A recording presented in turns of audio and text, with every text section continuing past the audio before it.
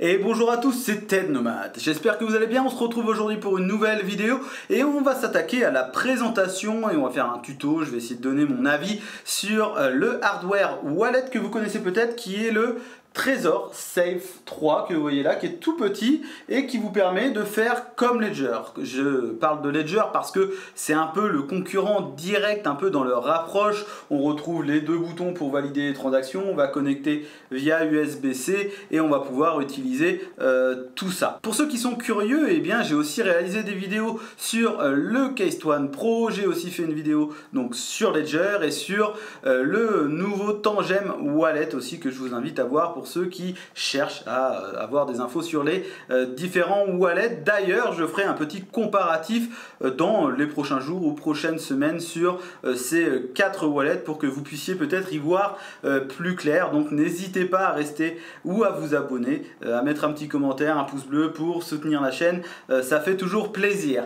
Comment va s'organiser cette vidéo ? Eh bien, on va d'abord faire une petite présentation globale, voir un peu les spécificités de ce wallet. On verra ensuite un petit unboxing et puis on va voir comment l'initialiser, le configurer. Et on verra comment utiliser Trezor Suite.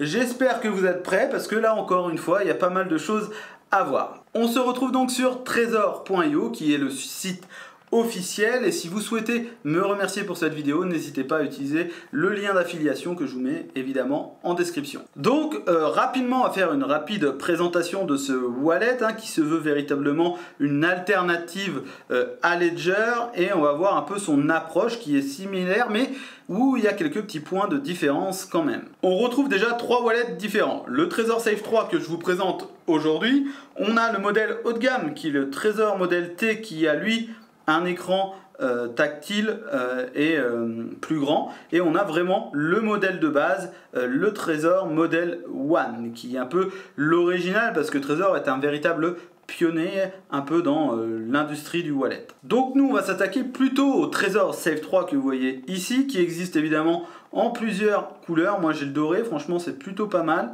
Et on va voir un peu l'ensemble. Donc pour manager un peu vos cryptos et les gérer, il vous faudra passer par Trezor Suite, qu'on verra tout à l'heure, et malheureusement si vous avez un iPhone, vous ne pourrez pas véritablement gérer vos cryptos depuis l'appli puisque c'est seulement en mode view. On voit qu'il y a plus de 8987 cryptos disponibles. Je vais vous le dire tout de suite et en toute transparence, c'est pour moi l'un des plus gros défauts de Trezor, c'est qu'il manque quand même pas mal de blockchains. Avoir marqué 8900 tokens comme ça, ça veut pas dire grand chose en soi, parce que si vous n'avez pas différentes blockchains, ça peut être compliqué. On n'a pas tout ce qui est DOT, on n'a pas tout ce qui est Cosmos et d'autres, et sur les principales blockchains, il n'y en a pas énormément. Et évidemment, il y a l'essentiel, on va retrouver Bitcoin, ETH, Solana, il y a XRP, ADA, etc. Mais voilà, pour moi, ça manque un peu de diversité, et c'est là que ça peut un peu poser problème si vous souhaitez tout simplement vous diversifier. Si vous êtes là pour l'essentiel et sur les principales cryptos, alors il n'y aura pas de souci. Mais voilà, c'est bon à savoir, et de toute façon vous pourrez vérifier directement sur leur site les différentes cryptos disponibles. Il vous suffira tout simplement de taper ici dans la barre de recherche. Vous pourrez voir tout ça sans problème. Donc là aussi, élément important, c'est encore une fois la sécurité, et on voit qu'il y a vraiment un Secure Element EAL6+. Si vous avez regardé mes précédentes vidéos de wallet, on voit que c'est la protection maximale pour l'instant, donc ça aussi c'est une excellente chose, et ça permet donc de sécuriser les différents éléments du wallet. Comme Ledger, vous allez devoir donc vérifier chaque transaction en appuyant sur les boutons que vous voyez ici. Encore une fois, il n'y a pas de batterie. Si vous ne le connectez pas, vous ne pourrez pas l'allumer. En ce qui concerne les spécificités, c'est là que ça nous intéresse. Ils ont vraiment misé, eux, sur la sécurité et le côté privacy. C'est-à-dire que vous pourrez instaurer un code PIN évidemment, mais aussi une passphrase sur d'autres comptes en supplément. Et ça aussi c'est plutôt une bonne chose pour ceux qui veulent sécuriser au maximum. EAL6+, j'en ai parlé, c'est aussi là, à la différence un peu de Ledger, c'est totalement open source et transparent. Il y a ce côté privacy, c'est là aussi où il va se démarquer, même si on va pas trop le voir aujourd'hui. Sachez que pour ceux qui souhaitent vraiment rester privés, anonymes, ils ont mis en place tout un système avec CoinJoin qui est ici, et vous avez aussi la possibilité d'être protégé via le réseau Tor, qui est un réseau connu pour le côté anonyme sur internet. Donc il y a tout un système ici privacy qui est véritablement développé, et c'est un peu aussi pour ça qu'il se met en place, même si ce côté privacy demande quelques manipulations que on verra très rapidement tout à l'heure. Vous avez ce fameux backup and recovery qui est comme n'importe quelle wallet, j'ai envie de dire. On retrouve aussi l'option Shamir Backup que l'on retrouve sur Keystone aussi, que j'avais présenté, et voilà pour les principales fonctionnalités. Il n'y a rien de très innovant entre guillemets, ou rien que je vous apprenne par rapport à Ledger, si ce n'est ce côté privacy qui est un peu plus développé. Maintenant qu'on a fait cette rapide présentation, je vais passer à l'unboxing de ce petit wallet Trésor Safe 3, et on verra aussi par la suite l'initialisation et la configuration lorsque vous installez tout ça, et puis on se retrouve tout de suite pour voir comment utiliser aussi Trésor Suite pour envoyer, recevoir et voir les différentes fonctionnalités de ce logiciel. On se retrouve donc pour l'unboxing du Trésor Safe 3, donc une petite boîte très sympa, classique. Vous avez les petites infos derrière, et on va ouvrir tout ça pour voir ce qu'il y a dedans. Alors une boîte en carton, voilà, on est en mode écolo ici. Hop, alors on ouvre, on retrouve notre petite boîte, et voilà, ça se présente comme ça, c'est pas très compliqué. Alors on peut le sortir facilement.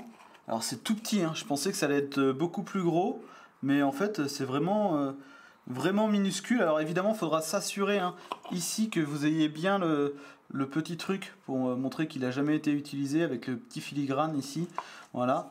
Et donc vraiment petit, si je le mets dans la paume de ma main, logiquement vous allez voir à quel point c'est petit. Donc ça c'est une première chose, et vous avez ici tout la petite doc que vous pourrez retrouver pour tout simplement voir comment commencer, etc. Mais ça c'est moi qui vais le faire. Et vous avez un petit autocollant qui sont très sympas d'ailleurs, plutôt cool ces petits autocollants, et avec de quoi aussi noter votre site phrase à l'intérieur ici. Voilà, donc ça c'est plutôt pas mal. On apprécie les petits autocollants, on ne trouve pas ça ailleurs dans les autres wallets. C'est dommage parce que c'est des petits outils marketing, bref. Voilà, et on retrouve le fameux petit câble USB-C, donc il vous faudra évidemment un port USB-C, et ça on va le brancher tout simplement ici une fois que c'est fait. Donc je m'attendais à quelque chose d'un peu plus gros, mais bon, c'est pas forcément gênant, c'est juste que voilà, je suis un peu surpris. Mais en tout cas il est plutôt beau, de bonne facture, c'est pas du plastique classique, voilà, et on va pouvoir un peu voir ce que ça donne par la suite. Alors on peut évidemment enlever ça, j'ai pris la version doré, et là hop, voilà, donc on retrouve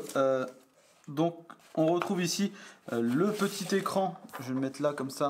On retrouve ici le petit écran directement, les deux boutons ici, et vous avez derrière la couleur que vous avez choisie, doré. Moi je trouve ça pas mal, il y a le petit filigrane aussi, donc c'est un beau petit wallet, mais voilà, vous pouvez le ranger facilement, c'est assez discret, franchement c'est pas très épais comme vous pouvez voir, donc franchement c'est pas trop mal. À voir ce que ça va donner lors de l'utilisation. Et évidemment vous pouvez enlever ce qu'il y a là, hop, et au moins vous pourrez donc directement le brancher, et votre wallet est prêt. Donc franchement pas mal. On se retrouve donc ici sur Trésor Suite. J'ai connecté le petit wallet via USB comme vous pouvez le voir ici.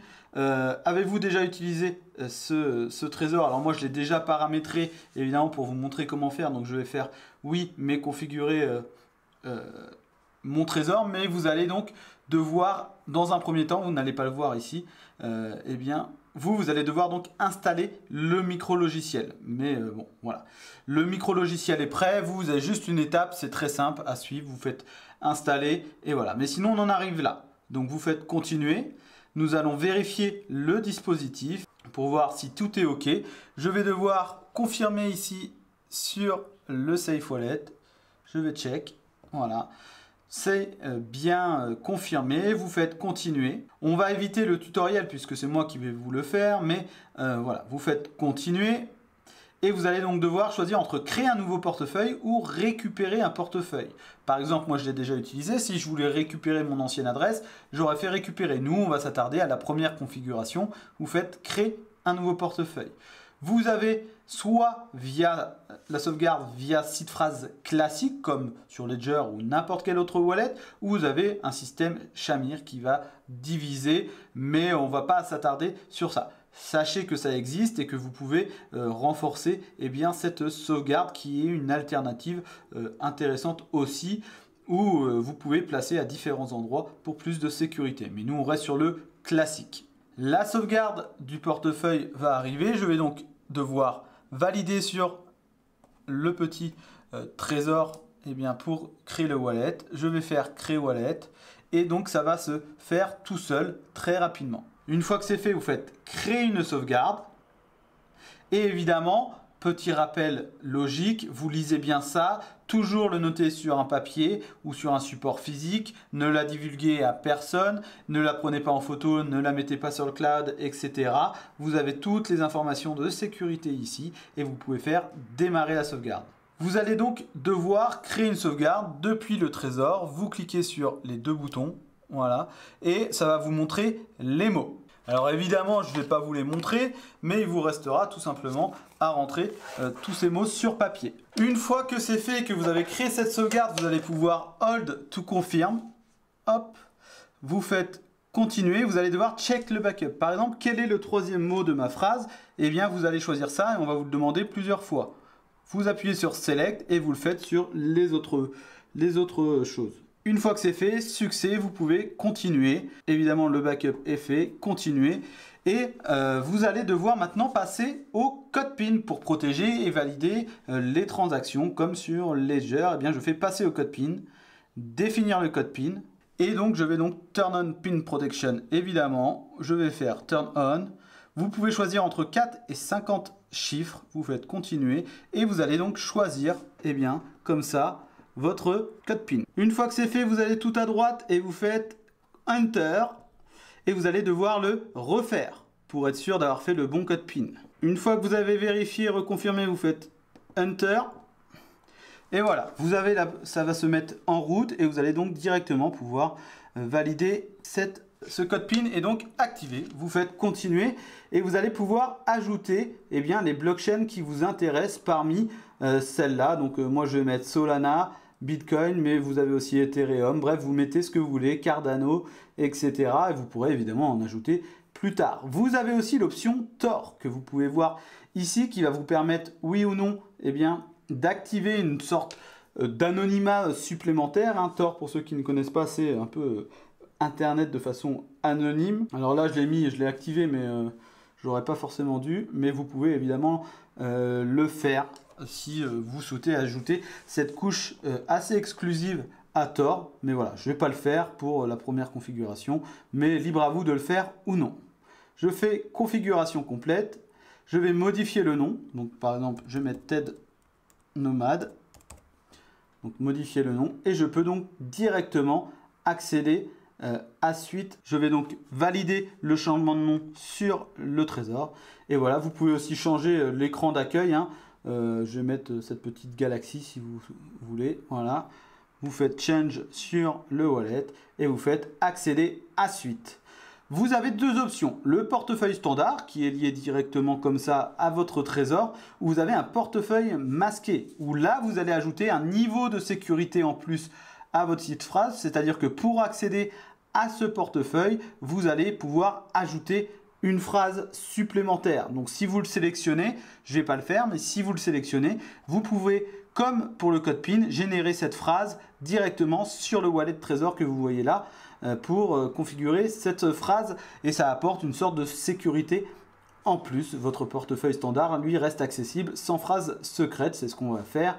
Mais voilà, vous pouvez le faire si vous le décidez. Donc nous, on fait portefeuille standard pour arriver directement sur l'accueil. Évidemment, il vous faudra un petit temps d'initialisation, mais une fois que c'est fait, on arrive sur la Trésor Suite et on va pouvoir tout simplement commencer à profiter de Trésor Suite pour gérer ces cryptos. Votre portefeuille est prêt à être utilisé et c'est ce qu'on va voir maintenant, comment se repérer là-dedans, transférer, etc. et voir l'essentiel de Trésor Suite. On se retrouve maintenant sur Trésor Suite pour vous expliquer un peu les différentes fonctionnalités, comment se repérer, voir si ça vous parle. Et évidemment, alors moi ce que je peux vous dire d'un premier abord, c'est que véritablement c'est clair, ça va à l'essentiel et c'est sûrement là la force et les avantages de Trésor, c'est qu'il n'y a pas de fioriture, il n'y a pas 10 000 options, 10 000 fonctionnalités, c'est là pour envoyer, recevoir, stocker, voire même peut-être trader, etc. Mais voilà, c'est tout, pas plus. Ça peut être véritablement une question philosophique entre guillemets pour savoir si vous appréciez cette simplicité ou alors si vous demandez plus de fonctionnalités, et je pense que c'est là-dessus que ça se jouera. Bref, passons à la présentation.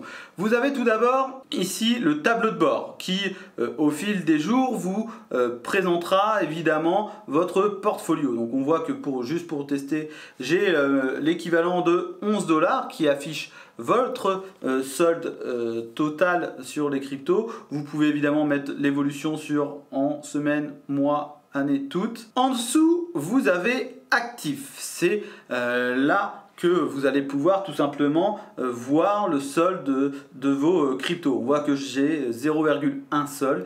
Voilà, donc il y a cette partie-là qui montre les différents soldes de vos cryptos. Vous pouvez changer l'affichage tout simplement et vous pouvez faire activer plus de coins. Si vous ne l'avez pas fait lors de l'initialisation, pas de souci, vous pouvez le faire à tout moment ici. Vous faites activer et par exemple si je veux mettre du XRP, je clique sur XRP. Et donc c'est bon, ça a été activé, je peux mettre Dogecoin aussi et c'est bon. Une fois que c'est installé, vous voyez, ça s'affiche bien ici, donc c'est à partir de là que vous allez pouvoir gérer et avoir un aperçu global.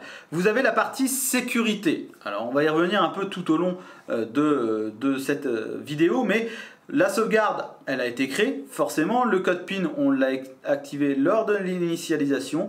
La phrase secrète activée, alors ça on y reviendra un peu plus tard, mais ça peut être intéressant puisque ça va vous permettre d'ajouter un portefeuille masqué avec une protection supplémentaire, et vous avez le mode discret que vous pouvez activer comme ça pour ne pas afficher le solde. Ça, je trouve ça toujours pratique quand on est un peu à l'extérieur ou quoi, on ne sait jamais, ça peut être, c'est une petite option sympa. Donc ça c'est la partie tableau de bord, on voit simple, efficace, pas 10 000 choses, ça c'est quelque chose que j'apprécie beaucoup. Vous avez compte en haut à côté de tableau de bord. Compte va vous permettre tout simplement ici de rentrer plus en détail. Vous avez la partie mes comptes ici avec le logo des blockchains disponibles. Voilà, j'ai différentes blockchains ici, voilà, avec le différent montant. Par exemple, si je vais sur Solana, je vais voir ici mon solde.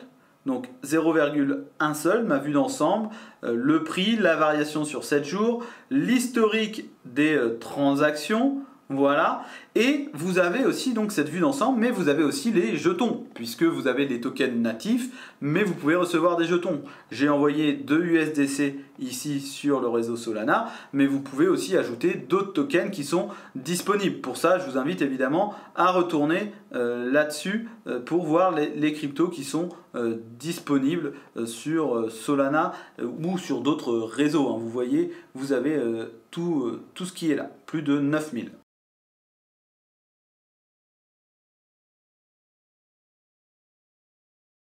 Voilà pour la partie compte, on peut accéder facilement à tous ces comptes, et là encore une fois je trouve que ça se fait vraiment bien et rapidement, donc c'est vraiment une bonne chose. On ne complexifie pas le procédé et c'est vraiment une bonne chose. Vous pouvez tout simplement aussi, à partir du petit plus que vous voyez ici, ajouter un compte. Donc je vais sur compte, je peux rajouter un bitcoin, etc. et je peux rajouter un sous-compte Solana. Donc je fais ajouter et on va voir que par exemple j'avais déjà ajouté un sous-compte ici que j'avais renommé Hold et on le revoit ici. Donc on a une sorte de deuxième compte ou sous-compte. Je ne sais pas trop comment on peut l'appeler, mais voilà. Vous pouvez organiser comme ça pour différentes façons, et vous pouvez évidemment aussi le faire sur Bitcoin. Alors sur Bitcoin, j'en profite aussi pour vous faire, donc je fais Bitcoin. C'est à partir de là que vous allez pouvoir aussi enclencher le côté privacy que je vous parlais tout à l'heure avec CoinJoin ici, qui va vous permettre de rendre un peu anonyme vos transactions entre guillemets. Je ne suis pas un expert sur le sujet, mais je vous invite à aller lire la doc si ça vous intéresse. Mais c'est à partir d'ici que vous allez pouvoir ajouter un compte CoinJoin et mettre en jeu ce côté anonyme. Vous avez aussi donc la partie discret que vous avez ici, le fameux réseau Tor que vous pouvez directement activer ici pour ce côté, encore une fois, privacy. Donc il suffit de cliquer là-dessus. Vous avez les notifications ici avec toutes les activités, notifications, etc. Vous avez les paramètres. Alors les paramètres, c'est ici que vous allez pouvoir mettre la langue, la devise, l'unité Bitcoin, étiquetage, etc.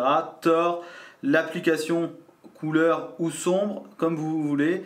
Et après, vous avez tout le reste. Il n'y a rien de spécial à dire, et vous avez tout le dispositif ici. Vous pouvez vérifier évidemment votre sauvegarde, on vous demandera quelques mots pour voir si vous êtes bon, et vous avez donc ici la version du micro-logiciel qui est à jour. Vous pouvez, si elle est mise à jour, le faire à partir d'ici, c'est important de le vérifier.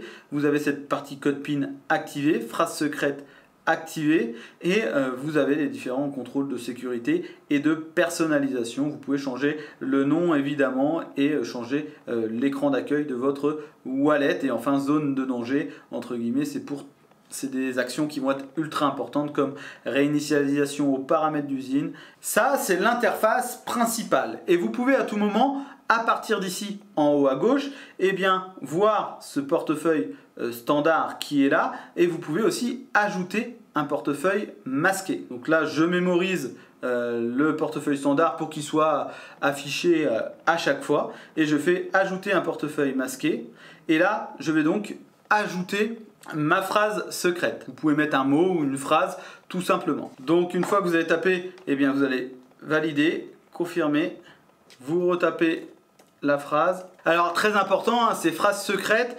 vous devez absolument la retenir, parce que sinon c'est foutu quoi. Je confirme encore, hop, et donc là je suis sur mon portefeuille masqué tout simplement, et je retrouve donc toutes les options qu'il y a dessus, et je peux évidemment à tout moment le mémoriser aussi pour la prochaine fois, ou tout simplement l'éjecter. Et vous allez donc devoir par la suite retaper votre portefeuille masqué, refaire l'initialisation pour le remettre. Vous voyez, là je l'ai enlevé, je dois faire ajouter un portefeuille masqué et remettre la phrase. Vous avez compris le concept. Donc en vrai, ce côté portefeuille masqué, je le trouve intéressant, parce que vous pouvez l'éjecter et par exemple il est vraiment caché, parce que même si quelqu'un par exemple accède à votre wallet, qu'il a le code, si c'est pas que vous avez un portefeuille masqué et parce que vous l'avez éjecté, là personne vous ne verra pas tout ça, et vous avez donc véritablement un portefeuille masqué. Le risque, c'est qu'il faut absolument retenir cette phrase ou ce mot que vous avez mis en passe-phrase. Et là, si je fais reajouter un portefeuille masqué et que je reviens dessus, là j'avais envoyé entre temps 0,1 solde pour vous montrer qu'on retrouve le solde, voilà, on retrouve le compte, et on peut passer du portefeuille masqué au standard, et je peux le mémoriser comme vous semble. Alors maintenant, on va voir comment envoyer, recevoir vos cryptos. Vous allez voir, c'est très simple, c'est comme sur n'importe quelle wallet. Vous allez dans compte ici, vous souhaitez recevoir du Solana, vous faites recevoir, vous allez devoir faire afficher l'adresse complète,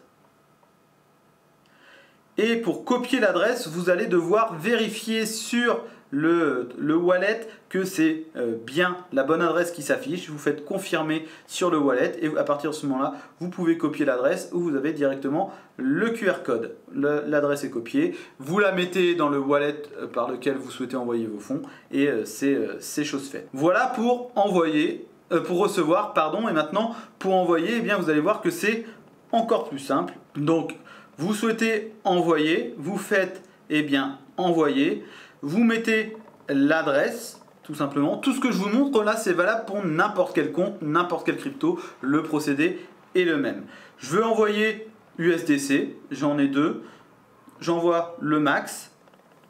Voilà, j'ai les frais ici qui s'affichent en sol et je fais examiner et envoyer. Et je vais devoir confirmer l'adresse de réception sur le wallet. Je vérifie l'adresse et je refais confirmer. Et une fois que c'est validé physiquement, sans ça, ça ne marche pas, et bien je fais envoyer et je vais donc envoyer ces 2 USDC à l'adresse définie. Vous voyez, hein, c'est véritablement simple. Ça va à l'essentiel. Il y a 3-4 boutons à appuyer et puis on envoie, on reçoit, terminé, bonsoir. Pas besoin d'aller chercher dans des menus, d'ajouter des comptes, des sous-comptes, des machins. Tout est là. Franchement, pour moi, c'est sa grande force. C'est cette simplicité et cette efficacité. Et je pense qu'ils veulent jouer là-dessus à l'heure où sur, par exemple, Ledger, c'est très bien. Moi, j'adore Ledger.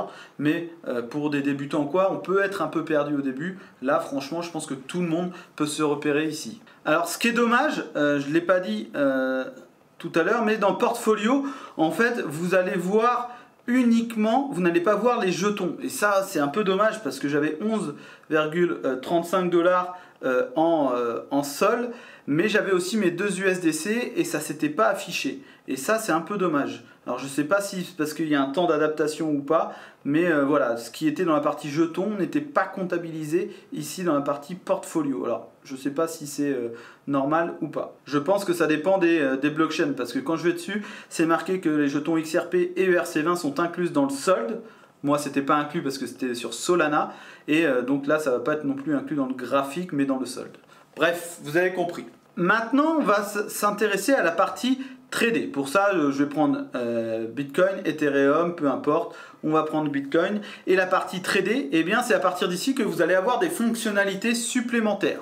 Puisque je vais pouvoir acheter directement des cryptos, peu importe. Je veux acheter 100 € de BTC, mais ça marche exactement, encore une fois, pareil sur les autres comptes. Eh bien, vous allez comparer les offres. Et c'est là où vous allez devoir passer par des services tiers comme sur Ledger ou sur d'autres wallets. Mais là, c'est intéressant parce que ça compare quand même pas mal de fournisseurs et vous pourrez par la suite décider de le faire directement et d'acheter directement sur votre Ledger. Voilà, vous voyez tous les frais et vous voyez en fait ce que vous allez recevoir en BTC pour 100 € en fonction des différents prestataires. C'est pas du tout la façon la plus optimale, mais forcément c'est intéressant pour ceux qui ne veulent pas se prendre la tête. Vous pouvez faire pareil en vendant, ça sera exactement pareil. Vous allez voir les différentes offres qui sont possibles pour vous. Vous pouvez échanger. Alors échanger, vous allez pouvoir faire des sortes de swap cross-chain via là encore une fois, je peux échanger du BTC contre du Solana et vous pourrez là aussi comparer les offres avec des services tiers. Alors c'est là aussi une fois coûteux, c'est peut-être pas le plus optimal, mais voilà, ça existe et vous pouvez le faire et passer par ça. Et vous pouvez, vous voyez, vous avez énormément de choix qui s'offrent à vous. Vous pouvez dépenser aussi, et c'est-à-dire que là, vous allez encore une fois passer par des prestataires extérieurs, notamment ici Bitrefill pour tout ce qui est acheter des cartes cadeaux, etc. Vous pouvez sur Bitcoin, mais pas sur les autres, pas partout, acheter de particulier à particulier, pair à pair, et où là vous n'avez pas véritablement besoin de KIC, ce qui n'est pas le cas sur acheter, où là généralement on vous demandera un KIC. Pareil, vous faites 100 €, vous allez avoir les différentes offres, et là ça sera avec des personnes, pair à pair, voilà.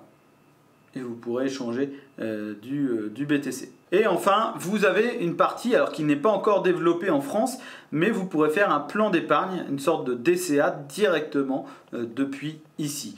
Alors évidemment, par exemple, si je vais sur Solana et sur Trader, vous n'avez pas toutes les options. Vous avez seulement acheter, vendre, échanger, dépenser. Alors c'est des fonctionnalités qui sont, on va dire, un peu essentielles, mais que je trouve pas véritablement pertinente et optimale d'un point de vue frais, parce que ça va coûter relativement cher, mais voilà, c'est aujourd'hui un peu indispensable et tout le monde propose ça. Maintenant, on va voir comment on peut se connecter, eh bien, parce que vous pouvez l'utiliser pour étendre un peu son utilisation. Vous pouvez connecter votre wallet directement sur MetaMask ou Rabby Wallet, et on va voir l'exemple avec Rabby Wallet.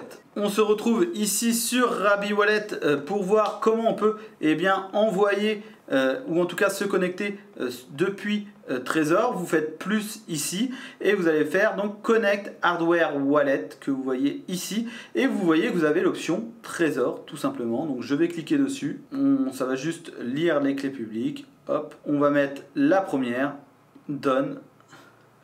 Et vous avez donc une fois ici, vous avez donc votre Trésor qui est donc connecté ici avec le solde. Alors évidemment, j'ai rien, mais vous pouvez à tout moment utiliser votre Rabi Wallet comme sur n'importe quelle app. Ça c'est vraiment pratique parce que vous allez pouvoir aller sur Paraswap, enfin bref sur toutes les dApps que supporte ici le réseau et vous allez donc valider par la suite tout simplement les transactions pour ajouter une couche de sécurité supplémentaire. Je vais faire un point rapide aussi sur l'application mobile. Je vous mets quelques screens ici où en fait vous allez pouvoir tout simplement connecter votre téléphone, vos clés publiques. Vous allez pouvoir un peu les scanner entre guillemets et pour pouvoir suivre et afficher votre solde en temps réel. Et vous allez pouvoir l'utiliser plus profondément entre guillemets si vous êtes sur Android, mais si vous êtes sur iPhone, ça servira juste de surveillance entre guillemets. Et je trouve ça un peu dommage aujourd'hui qu'on puisse pas l'utiliser véritablement comme un wallet sur iPhone, sur téléphone.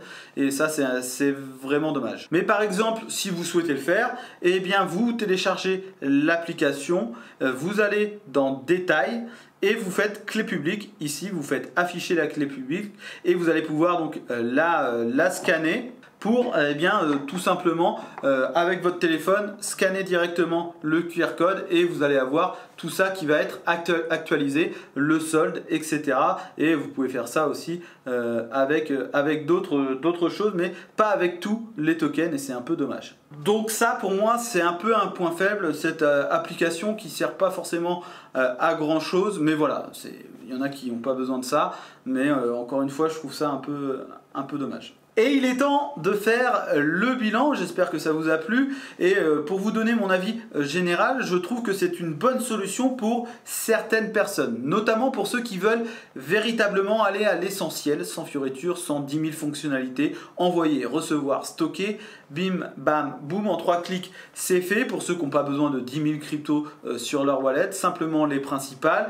Et vous allez avoir une solution qui est facile à appréhender, où vous allez facilement pouvoir naviguer dans Trésor Suite, vous repérer et utiliser ce wallet qui a aussi des avantages, notamment le renforcement du côté privacy pour ceux qui veulent développer cet aspect là et vraiment ce côté aussi on va dire efficace où il n'y a pas besoin d'installer des micro trucs, des comptes, etc. Ça se fait en quelques clics, donc franchement j'y vois un intérêt pour certaines personnes, mais pour moi ça manque quand même pas mal de fonctionnalités d'un point de vue personnel. Ça manque notamment de blockchain, ça manque peut-être de gestion, envoi, réception de NFT pour ceux qui veulent. Il manque ce côté stacking, alors je crois qu'il est disponible que sur Cardano, le stacking on-chain, et forcément ça limite les possibilités. Et ce que je trouve aussi surtout dommage, c'est que en fait l'appli sur téléphone sert pas à grand chose puisqu'on peut pas tout actualiser facilement.